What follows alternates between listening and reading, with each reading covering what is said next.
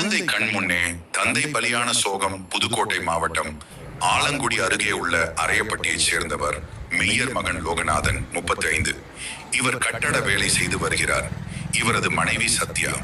இந்த தம்பதியினருக்கு கடந்த 56 நாட்களுக்கு முன்பு பெண் குழந்தை பிறந்துள்ளது.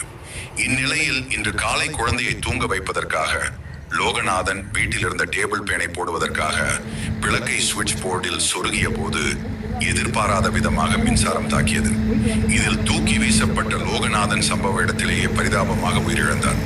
இது குறித்து தகவல் அறிந்து அங்கு வந்த ஆலங்குடி போலீசார் லோகநாதனின் உடலை கைப்பற்றி பிரேத பரிசோதனைக்காக ஆலங்குடி அரசு மருத்துவமனைக்கு அனுப்பி வைத்தனர். தொடர்ந்து இச்சம்பவம் குறித்து வழக்கு பதிவு செய்து விசாரணை நடத்தி வருகின்றனர். குழந்தைக்கு பேன் போடுவதற்காக விளக்கை சுழற்சியில் சொருகிய போது மின்சாரம் தாக்கி தந்தை உயிரிழந்த சம்பவம் அப்பகுதியில் பெரும் சோகத்தை ஏற்படுத்தியுள்ளது.